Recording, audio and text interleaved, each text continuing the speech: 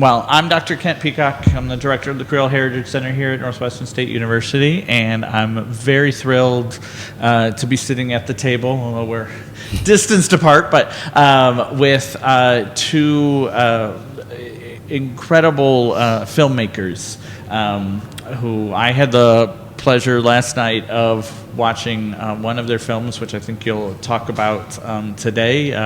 So we have Charles Richard and my gosh, Connie Castile. Yeah. Thank you. It's like I tell this is going to be on camera, but I tell my students this every time I teach. It's like, it will take me months to learn your name, but I will remember that on the first day of class, you wore a, New York Yankees baseball hat, and it's for whatever reason. But thank you for making. You're both based out of Lafayette. That's correct. Our Bridge for her. Yeah, and you're here to kind of tell us about some of your work in the different films you've made, and the themes of the theme of the conference this year is crafting Louisiana, and I think this is, I think for you all, you're practicing one craft, but a lot of your films also then capture the people who are doing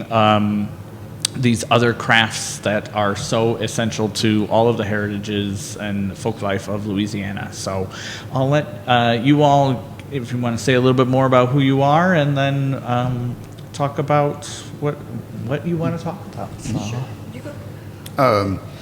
So again, I'm Charles E. Richard, and I started making documentary films in about 1993 or 94. I was just apprenticing under a much more established filmmaker, and it was a documentary that went first to LPB and then to the PBS national audience, and I got my first shiny little credit of associate producer on that. Didn't earn a paycheck, but I got much more value in what I learned in that year and a half or so apprenticing under Beverly Lewis. And then throughout the 90s, I was pretty much a self-employed writer, a producer, had a few adjunct teaching jobs at the media arts department at Tulane and stuff. But all through, I wrote and or produced documentaries and magazine articles, basically anybody who would pay me. As a writer, newly minted with an MFA in creative writing, I was willing to write about anything. And the thing that was most natural for me to write about was my home in Louisiana. My family, like Connie's, are of the Creole era. My folks arrived in 1765. And when you're a writer who's not making much money, you look for stories that are close to home. And it just so happened that those were all the stories that I loved most. And so I wrote almost exclusively about Louisiana stories, Louisiana history, the history of the Acadian people. I did a documentary about the Chitimacha Indians down near Baldwin, Charenton, yeah. So over the years, probably the biggest project I ever worked on was a 6-hour mini-series called Louisiana, A History, and wrote the accompanying book that went with that. That was commissioned for for release in 2003, the bicentennial of the Louisiana Purchase, and it was by any standard I've worked with, the most lavish budget that we had done, and it enjoyed a great deal of success during the bicentennial, and certainly opened more doors for more films later on. Eventually, I was asked to come to the University of Louisiana at Lafayette because I had an idea for a interdisciplinary university film program. And at that time, Louisiana's tax credits for the film industry were really taking off, and there were more productions here than anybody anticipated all at once. But there was no local crew or creative base at that time. And so there was a scramble to develop workforce to that at every level, everything from the most basic technical all the way up to the above the line writer, producers, directors, and stuff. So UL was interested in my idea. I came to UL in 2005 and began putting together this interdisciplinary curriculum, and it took a long time before it received Board of Regents approval. But in the meantime, I met Connie, who was a graduate student in folklore in the English department at UL, and she had a friend named Allison Bowl. No, I didn't have a friend named Allison. You hadn't met Allison yet? Not yet. Oh, okay. Connie came and pitched an idea to me because she wanted to take one of her folklore papers, an article she'd written, and develop it into a documentary. And she says, I want to make a movie about ironing. And I just kind of looked at her and blinked a few times. And I said, ironing? Yeah. And she said, Well, yeah. hold on. I had two ideas. One Oh, was that's right, you one did. was these women who hunt in the Chaffalaya Basin, and I had access to them because I went to high school with one of them, and so I pitched that one and the ironing one. That's right. And of course, the women hunting is sexy, right? Yeah. So that's what I think you wanted Oh, me yeah, to do. that's what I wanted you to do. But my heart was really in the ironing one. And again, I wasn't setting out to be a filmmaker. It was just the folklore aspect of storytelling and using this medium to tell stories. Anyway, So, I was just yeah. going to simply add that I think my reaction was, Connie, everybody hates ironing. Why would anybody want to sit down and watch a documentary about ironing? But he really pushed me to say, okay, who the hell's going to care about this? Yeah. Why is this important? And, I had to defend it. Yeah, you did. And honestly, I think what I told Connie is the same thing I've been telling students ever since, which is that filmmaking is far and away the most expensive, wasteful way of storytelling that has ever been conceived. And so you have to have really good reasons for telling this story and a pretty good confidence that people will want to see it in order to justify the amount of money and time and labor that it takes to make a film. And by God, she proved me. She proved me wrong about that. But the beauty of the medium is that it's accessible to everyone. You don't even have to know how to read, right? You just Folklore watch for the it. folks. Folklore for the Yeah. folks. I could have I did write a paper, a 20-page paper on it, but you think the women in the film would have read it or enjoyed reading it, even though it was about them. So it kind of made sense for this film. Plus, I don't think every research topic lends itself to that medium, nor should it, and because it's a collaborative thing and it takes a while. It's like you are writing the paper, you're writing the script, but then you even crazier because you're going to actually take out cameras, you're going to have an editor, and you're going to spend a lot of time on it. And then you met a partner. Oh, so then, so I wasn't interested in learning camera or editing, the technical part. I was more interested in the research and the... Which is good because I don't really know very much about the technical side of things. So at the time, the grad students in English did this really cool thing. They would partner with other artists. So if they wrote a poem, and faculty too, by the way, they would either get a dancer to illustrate it or a visual artist or, whatever it might be. And I went to the event, and one of the professors was reading his poetry, and there was a video screen in the back playing, and it was just so cool. It was impressionistic abstract. And so I asked the professor, I said, who did that? And he pointed across the room, she did. So I went and talked to her, and she was a undergrad student in visual arts at the time, in media. So I said, hey, you want to make a film about? Yeah, her name was Allison. Yep. And so that's when I met Allison Bowl. And we've been making films together ever since. So. Yeah, we've had a 3-person creative partnership that extended over many more documentaries to come. The trouble with those two is that I made them my proof of concept for the new film program that I had been asked to create.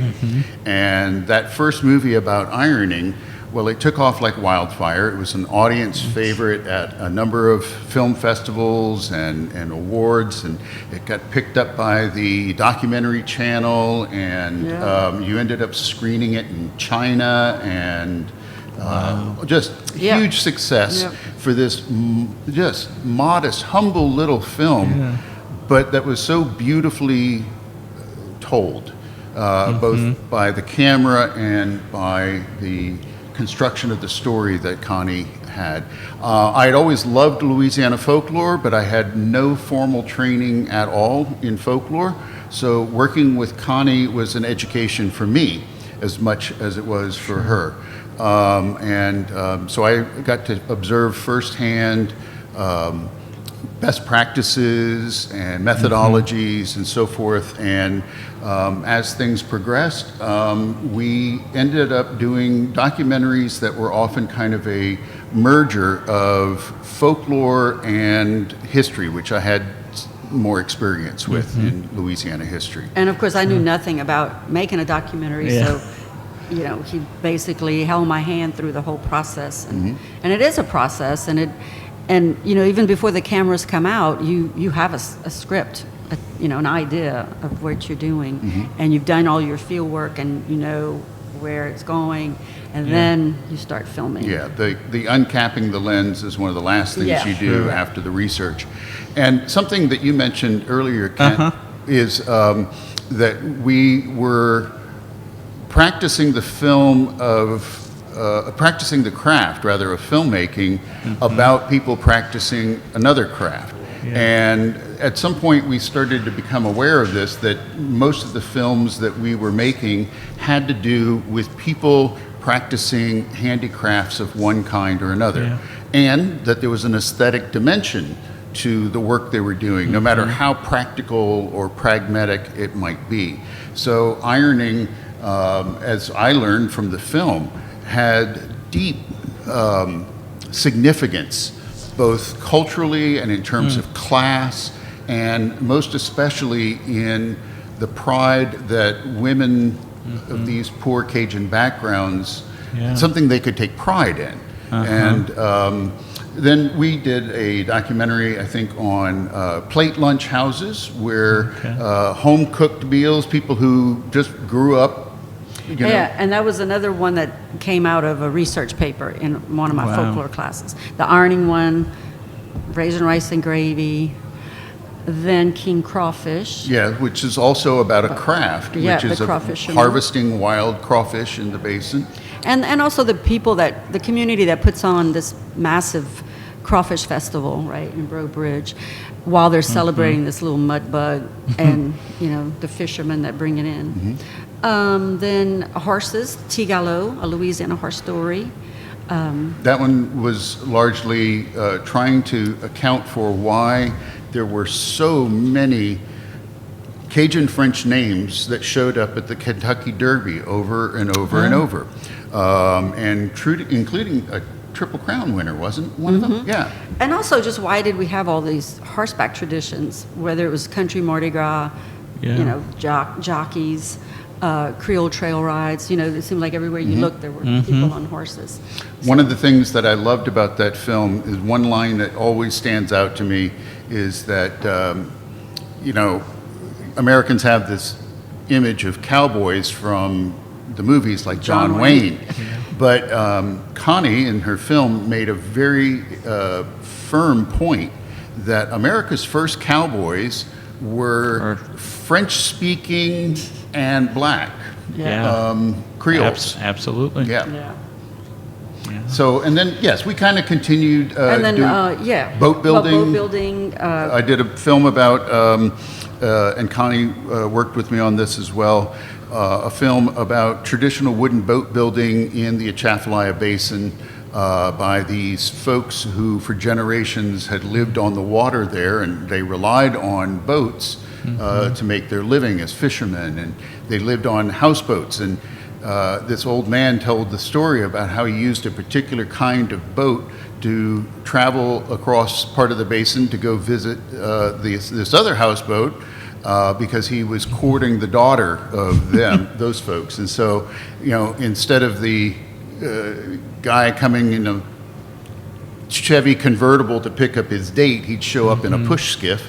And as it turns out, this particular boat design is unique to Louisiana. You won't find this particular type of boat anywhere else in the world.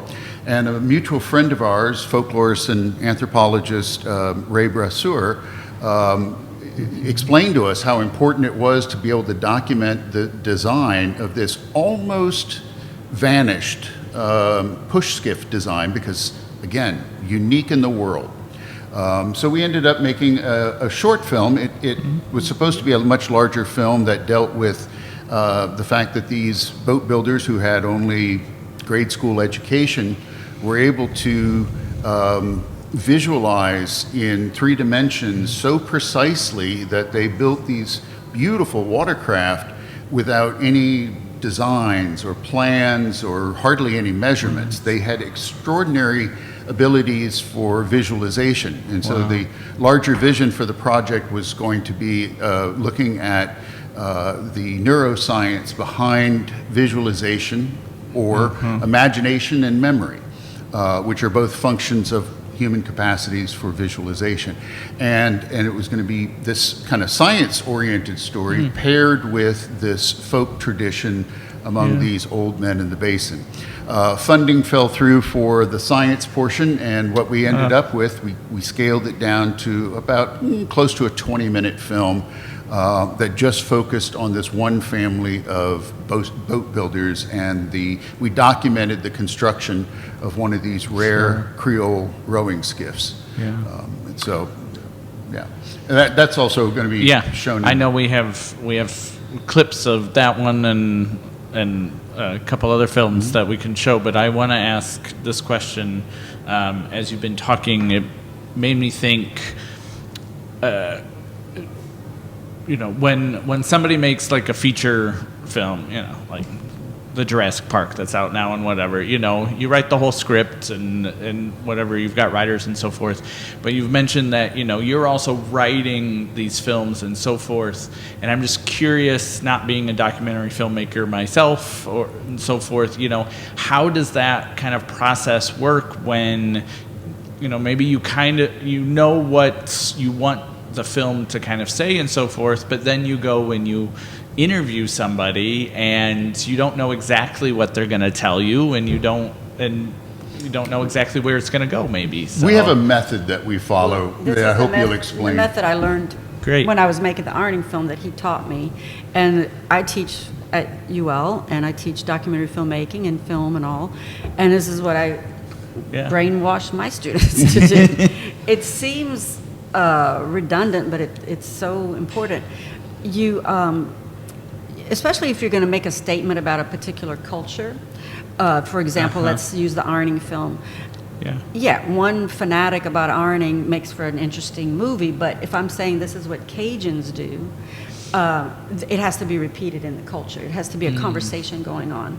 And so what Charles taught me to do is to cast that large net over your subject matter, interview a lot of people, and this is just with a tape recorder, and it's field work, and you're just collecting stories, and from that you're going to extract a preliminary script. Again, no cameras yet. It's just stories. You transcribe those tape-recorded interviews. You make a 2-column script. Maybe take some photos. It's good field work. So you kind of have a visual idea, and then you have the content, And then once you have your preliminary script, then you can return it. Now, okay, I interviewed 12 women. They're not all going to be in the film. So which ones floated to the top in the sense of their comfortableness in talking? So I know they'll be comfortable on camera. Their stories that might be richer than maybe another. Sure. And then now we have 4 women in the film, right? And then, and you think, well, okay, you already asked them this question, so you kind of lose the spontaneity, or maybe it'll come out too scripted to the audience, but it doesn't. Nobody had ever asked them about that. So now they've been thinking about it since the last time I was there. Yeah. You go back with the camera, they're ready to talk, and they even have maybe more stories that they forgot to tell you. You gave them time to think about something nobody had ever asked them about. Yeah. And so you have the benefit of their spontaneous answer at the beginning, and then later when you go back, you have the answer that they would give now that they've reflected on it. Yeah. And then, hey, tell me that story again about that christening gown, that sort of thing. So. Gotcha. The other thing I think a lot of people are surprised when they see a documentary film written by, right? Yeah. I struggled with that. Yeah, because people have a misconception that I think that all documentary filmmaking is kind of like cinema verite, where, and certainly this is a category of documentary, you just show up with a camera and you let it roll and you capture whatever on the spot, and then later on you go back in the editing room with your 600 hours worth of footage and you try to piece together a story from it. And that is certainly one kind of documentary. Okay. It's not the way we do things. It's not, frankly, the way that most documentaries get made. It's too expensive to do that. You can't just go with a film crew and shoot and hope that you're going to find something. So you do all this preliminary field work, which again, I kind of learned the methods of that from Connie when it comes to folklore. You take those interviews back, you scout locations, you think about the things that you learned in your field work, and you start scripting out what we call the shooting script. It's what you imagine the film looking like. And so you choose locations, you choose the visual elements that you want to help illustrate the story. Now, that shooting script is purely imaginary, right? And so you go out and you shoot and hope to capture the things that you envisioned in that shooting script. Later on, you've got to take what you actually captured and write what we call an editing script, or we call it a paper edit, where you are assembling what you actually captured and then handing that off to your editor, and you sit down in the editing booth with your editor and that paper edit, and then you try and put it together. So it saves you from having to go through 600 hours and creates a degree of predictability in the filmmaking. And I think, honestly, it makes the storytelling much more coherent. Yeah, absolutely. Well, I'll say this and then I'll set up the technology so we can watch a couple clips, but you won't know this because, so the Creel Heritage Center had the honor to film show one of your films last night, and we had a Q&A with some of the folks who were involved in the film afterwards, and the last question that was asked was, what was something that you remember or were really excited about that didn't make it into the film? And listening to how you just described your whole process and so forth, I'm like, that fit almost perfectly with that kind of question, which kind of was an unexpected, for me at least, question that got asked. And everybody who was there was like, oh, there was this and there was that. And as Charles, you made the remark earlier, filmmaking is the most expensive and wasteful kind of way to tell a story. And it's like, yeah, you go and you get an interview, and the interview might be 60 minutes, 90 minutes long, and how much of that interview ends up in the final cut is, depending, it's certainly not going to be that long, but it was interesting connection there. Well, But. we've gotten asked that question a couple of times when we've done public screenings, and I know I always have one answer. I think Connie has a different answer, but the one element that I most regret having to cut, it was certainly in all of the preliminary drafts of the script, and we do multiple drafts of a shooting script and a paper edit, so there's a heck of a lot of writing that goes on. Originally, what we had written into the story and had to drop was the profound influence of the Haitian Revolution and migration of Creoles to Louisiana that really reinforced the existing Creole culture that was here and enriched it and added 10,000, I think is the rough estimate of the population, added 10,000 Creoles, most of whom were of mixed race, to Louisiana's population. And their building traditions that are shown in ancestral artistry were critical to all this. That's what accounts for some of the Caribbean elements in Louisiana architecture. We just couldn't seem to make it work and fit it in under an hour. And so that's from the historian part of me just cringes knowing that we left that out. And it's not an oversight, it was intentional, right? Yeah, yes, So regretfully it's just we had intentional. to do that.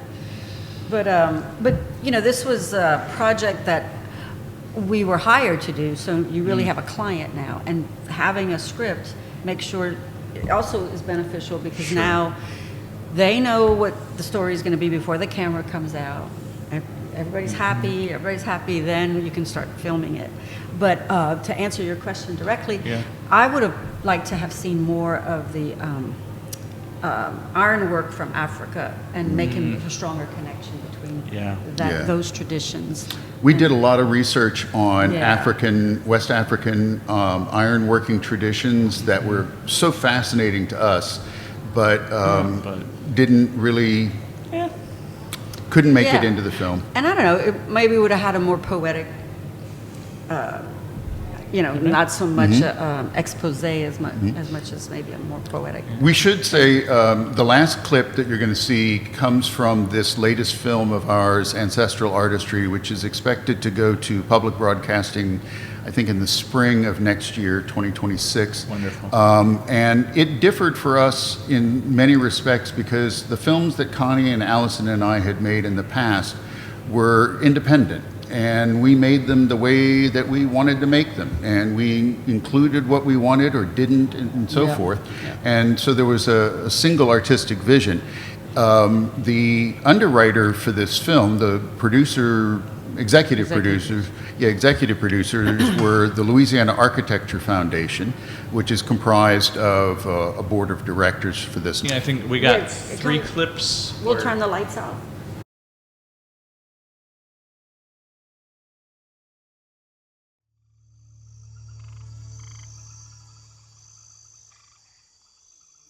Edward Cavillier's whole life has been lived aboard boats of one kind or another. Here in North America's greatest wetland, the Atchafalaya Basin of Louisiana. To build a good life in a place like this demands a particular kind of creativity. Edward wouldn't call it that, but that's what it is. Creativity.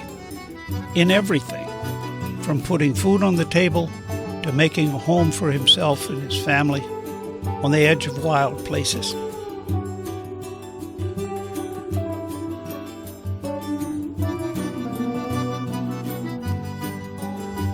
Most anything he has needed, he's had to learn to build for himself, to imagine it and then make it. But for Edward, it's not enough that the things he makes are useful. They must be beautiful too, especially his boats.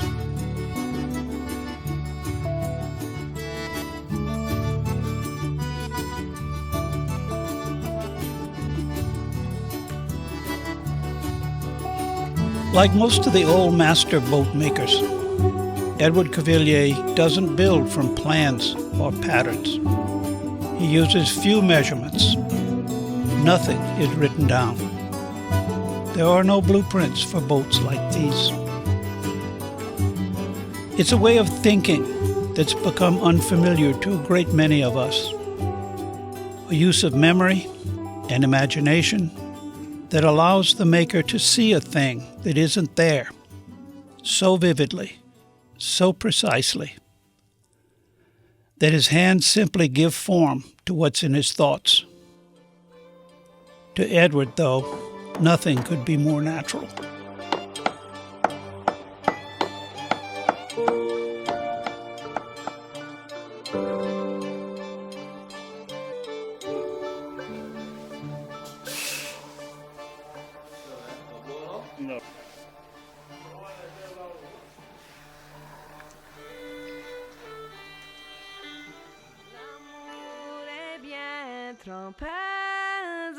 There's not much need for a push skiff in the basin anymore. But it's not this boat that matters so much as the mind of its maker. L'amour est bien trompeuse quand nous sommes éveillés. Tiens-moi fidèle et sage et conserve-moi mon cœur. Je viendrai de ce voyage, je ferai la vraie bonheur. Tiens-toi fidèle et sage et conserve-moi ton cœur.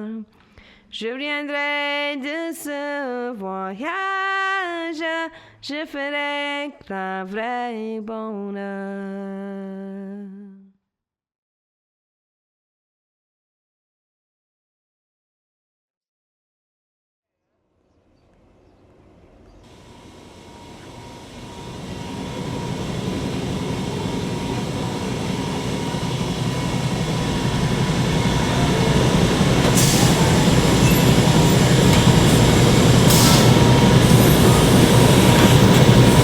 Some people will bring their clothes, even their t-shirts, to the cleaners. I don't like to do that because I like to iron. And I think I would be taking away some of my pleasure. Pleasures are hard to find nowadays. That's my time of meditation. Sometimes I pray, and that's really my quiet time. Because when I'm ironing, nobody bothers me. I think they're afraid I'll ask them to iron. When I finish a piece, I look at it and I say, oh my gosh, this looks great. It's a creative feeling that I have done this.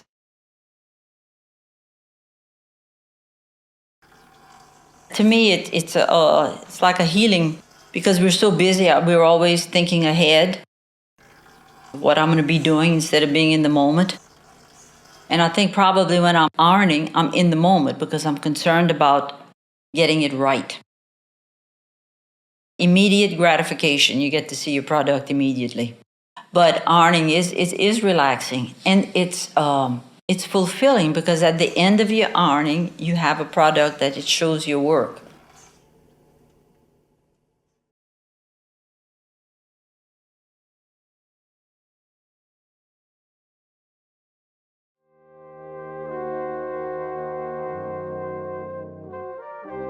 It's visceral.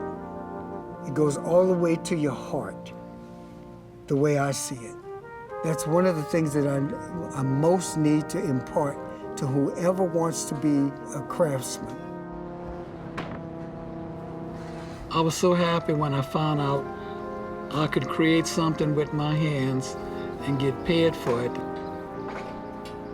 The first time I did something by myself, I still go out of my way to drive by that building and look at it. God, look at that. I did that. You know, it's like you're seeing a monument to yourself. Everybody wants some type of legacy. I don't care what kind of trade you have, everybody has their own signature in how they do something. It's like a fingerprint. I can't help but feel good about that. All of the craftsmen, we are the maintenance men of history. Hopefully we've got some things that'll live on forever. Well, we have just a couple minutes here, so I want to give folks, if anybody has a question that they want to ask, that we have Connie and Charles here. How many, say you both teach, about how many documentaries a year do your students put out? Okay, so in our program, they have to do a capstone project. Hey, Shane. So their last year there, they have 2 semesters to work on a project. So those that are picking nonfiction, I will work with them. And those aren't as common or popular as, the gangster movies they want to make. But I would say, and some of them do independent studies as well. So in addition to their capstone, they might work with me in their sophomore year, or, and want to make a film. So I don't know, maybe 3 or 4 a year. And then on top of that, we have internships too. So we did a series for Keep Louisiana Beautiful, for example, and our students worked on that. It was Leaders in Litter, and so they're really working with, they have a client, and it's a professional piece, and they edit it, they shoot it, they do audio. We produced videos for the Hilliard Museum, which is the university's museum. We did that for a while. So there's always these little opportunities that pop up as well. So. And we always try to make opportunities for our nonprofit. And we were... And then they put together a consulting kind of board. That's right. And they told us, of course, who they wanted to make sure was interviewed and who was the experts and so forth. And so there's a lot more, there is a... Talk about art in the craft. There is an art of compromise that has to happen. And we love our executive producers at LAF, and we hope to do more work with them in the future. But that's very different than when you're doing it as an independent. Absolutely. Students, the ones who we think are especially promising, when we work on our projects that are not university affiliated. We, for IP reasons and so forth, we have to keep a pretty strict boundary between the films that we make and the ones that we do in connection with the film program at UL. But for the ones that were privately made, like the ones that you've seen here, we always look for places where we can onboard really promising students from the MIA program. And we've used students for everything from storyboarding to audio to what do you call it, digital file organization in the editing process. And so, and depending how much time they put in, they can get course credit. So they sign up for an independent study course. Or on-screen credit, which becomes they'll always get that. that, and that becomes a means of getting work for them. Do you try to use a lot of local talent people for like music and stuff like that? Exclusively, pretty much. Yeah, we're real fortunate where we are. Lots of musicians, and not just Cajun and Zydeco. They're really the scoring for ancestral artistry. Danny DeVilliers, he is just a multi-instrumentalist and of different genres. He's just amazing. He also did. He and Christy Guillory did the work for the boat building film. Christy Guillory was the music supervisor for A King Crawfish and Tigalo. Beautiful music in all those films. So yeah. Yeah, and everybody from camera people to editors and so forth, we always try to make use of local personnel. The problem that we have is that they keep getting really successful and moving to Hollywood. The cinematographers for the boat building film, for sure, have gone on to become pretty hot commodities in the major film industry in Los Angeles, and so we don't get to work with them as much as we'd like to. You were talking about leaving stuff on the cutting floor. We did a documentary here for LBB on the Louisiana maneuvers during World War II. I've seen that, yeah. And one of the interesting stories, we were in Winfield interviewing a couple ladies who helped provide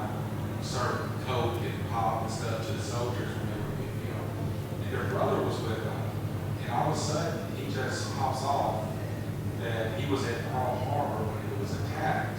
And come to find out, the ship he was on was blown up while he was in the toilet, sitting down, and he had to make, the only reason he was alive is that he had to climb up to the top through a smokestack that had been shut off. And that was the only thing. So here he is sitting in Winfield, Louisiana. Yeah. Nobody knew it. And we're like, this has nothing to do with the Louisiana doers. And it's a great story. I think they ended up just giving it to the World War II Museum or something, the footage. But Yeah. you're right, whenever you're taping a video or filming stuff, you always just keep going. Yeah. Because once you stop, then you lose it. That's right, and we do try to account for archival material that doesn't make into the film. We often don't donate our raw footage and recordings, at least, interviews, to the Center for Louisiana Studies or other archives that are interested in the material. If folks, not that I'm speaking for myself, but I am, want to see some of the films that you've talked about today and so forth, or learn more about them, where's the best place to go and do that? Probably just directly contact me. Yeah, Okay. Yeah. It's the distribution and ownership is a really tricky It's problem. tricky. So, for example, that boat building film, I had a distributor out of Beverly Hills that took it up, and now I don't really have easy access or rights to screen the film anywhere. Most of my films before meeting Connie and Allison were made through Louisiana Public Broadcasting. So again, I don't own those. And one good thing, LPB has started onlining and streaming its backlog of past films. Yeah. And so LPB has a number of the works that I have worked on. And me too. That's right, yeah. Tigalo is streaming on their website, but they're also going to be showing it during their fundraiser. Oh, They like to great. focus on Louisiana content. Yeah. And the Quiet Cajuns will be aired on that too. But yeah, Connie, as Yes, Connie yes. said, the easiest thing to do is just to contact us Gotcha. directly. And Wonderful. we Yeah. are always happy to try and make them accessible. Well, I want to thank you both for teaching us all about filmmaking Sure. and all of the, I think there's so much out there that without the two of you and others like you, that if we're not recording these stories and these traditions, we're, as you both know, we're at risk of not remembering and not preserving them and so forth. And this is just as I think Connie said, this is one of the most accessible ways for people to learn as well. And so I want to thank you both for all of the work that you've done behind the camera and figuring out what stories need to be told and so forth.